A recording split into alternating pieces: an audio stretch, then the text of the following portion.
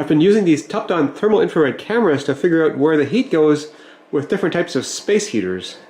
The air coming out of this space heater warms up some of the cardboard, and that way I can see in infrared where the heat actually goes, and you can see it rises actually pretty fast coming out of the heater, so that by the time you're standing right about here, the heat's already risen above you before it gets to you. But infrared heaters like these two don't have this problem, but the pattern of radiated infrared is actually quite different. So if we look at the infrared coming out, we can see this one, that's this one here, really beams you, whereas this one here produces a much wider radiation pattern that's not nearly as intense. And investigating that further will be a topic for a future video. Now, a few weeks ago we had a hurricane passing through, and I'm always worried about water intruding into the basement, so I went looking for that using a thermal camera, because damp spots really show up well with that. So looking along here, there's nothing that looks suspicious, but if we look at it in infrared, we can see there is a damp spot right near this spray bottle, and we don't have any water intrusion right now. I just sprayed a little bit of water on there, and the infrared really shows that up. And right around here I made a slight damp spot too, and that damp spot is... there it is, right here. Not really that obvious looking at it. And more looking at the basement floor, a while back we ran 3 loads of laundry in a row, and with all that warm water going down the drain, I started looking at the basement floor, and I could very faintly see a warm path along here, which is to say, that's where the drain runs underneath the floor. And with older houses, these pipes underneath the floor sometimes clog up and need to be dug up, and being able to tell where they run without digging up the whole floor, that's huge. So thermal cameras have revealed a lot about our house, and if I was in the business of building inspection or maintenance, I wouldn't want to be without one. So looking at this basement wall here, we can see where the studs are, and that there's a bit of a cold spot above where it's not as well insulated. And that this corner is a little bit cold, and this wall is not cold because it's not an outside wall. It'll tell you if the in-floor heat in your house is working properly.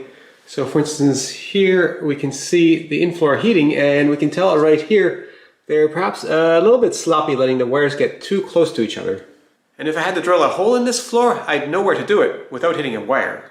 Or if you've got heating ducts in your walls, those will show up too. We don't have that, but just looking here, there is a dark streak right around here, and that's not so much a duct, that's a vent pipe going up to the roof. And here's our heat recovery ventilation system, and it's got insulated ducts going to the outside, but still, if I look in here along the ceiling with an infrared camera, we can see a dark streak, and that tells me where the duct runs to the outside. Or I can tell you on a breaker panel which circuits are using a lot of power. So we can see there's a warm breaker right here, and I can follow that wire to see where it goes. Goes along here, and I know that one goes to the in-floor heating in the kitchen. And of course the in-floor heating is on because I just turned it on for filming this video. Or I can use it to find drafts. So using infrared, we can see there's a bit of a draft coming out the bottom of the door here, and also a few drafty spots along the seam here. Or we can look at windows to see where they're losing more heat. Or last summer at the camp, I was looking around with my infrared camera, and I noticed a slight warm spot on the outside wall of one of the cottages. I was like, what could that be? And on closer inspection, I noticed about half a meter away from that was a hole where wasps are coming and going, and I realized there's a wasp nest right where the warm spot is, not where the wasps are coming and going. So if I wanted to exterminate that, it'd be very useful to know the actual location of the nest. And really, if you've got any sort of creatures nesting in your walls, they'll leave some kind of a warm spot that you can see with a thermal camera, and even after you've evicted the creature, you can use an infrared camera to tell how much damage they might have done to the insulation. And while I was there, I showed that camera off to a farmer friend, Andy, and he said, man, I gotta get me one of those, because when he's baling hay, there's a lot of bearings on a baler, and you can't hear them going bad from the tractor. And with all that hay dust in the baler, once those bearings go bad and you got metal grinding on metal, there's a lot of heat and sparks, and that can set the whole baler on fire. So he says he's got a friend who regularly just touches all the bearings to see if any of them are getting hot, but having an infrared camera would be able to tell you at a glance whether there's going to be a problem. Or when my dad was a farmer back in the 70s, there's always concern about the hay being brought in, whether it's dry enough, because if it's got too much moisture, it'll ferment and that can actually get hot enough that the whole barn can go up in flames. And really, this happened. Every year there'd be some barn in the area to hear about that went up in flame because of that. So having an infrared camera would be very useful to tell you if the haystack is starting to get too hot. Of course, it gets hot on the inside, but even on the surface, you could see more heat coming out. And then, of course, other uses could tell you if any of your livestock has got a fever, or if the barn has got too much of a hot spot because the ventilation is not working right. So all kinds of uses for farming. Or if you're dealing with machinery, so this jointer has been making some not so great noises, so let's just run it for half a minute and see. Definitely some funny noises there.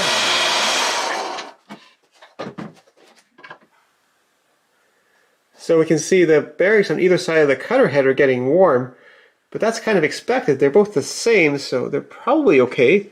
And it's not like anything is hot here, it's just slightly warmer than the environment.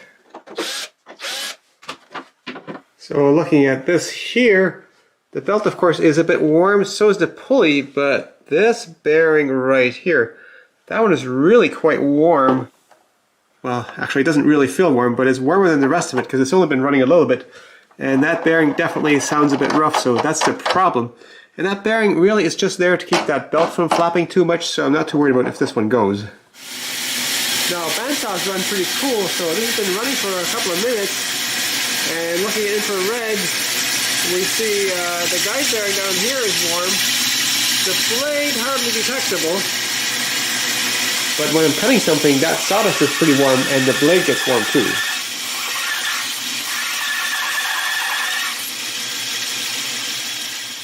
Overall, I think the sound of a machine is the best indicator that things are starting to go wrong, but there are times when you can't hear it, and there's also some things that go wrong without making a lot of noise, so having an infrared camera, in addition to listening to the machines, is a really good early warning sign that things are going awry. So Topdan has 3 thermal infrared cameras. This one here is the least expensive, this one costs a little bit more, and this one costs twice as much as this one, but this one also has an optical camera, which is very handy for documenting, because with this one I've taken infrared photos sometimes and then couldn't remember what it was of because I didn't recognize it. Whereas on here you can combine the optical and the infrared and that'll help you figure out what it was.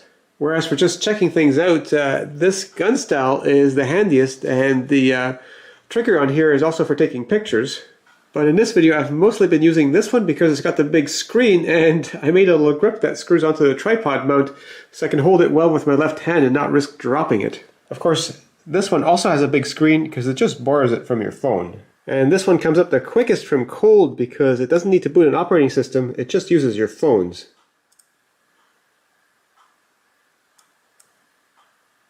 This one's not too bad coming out of standby mode.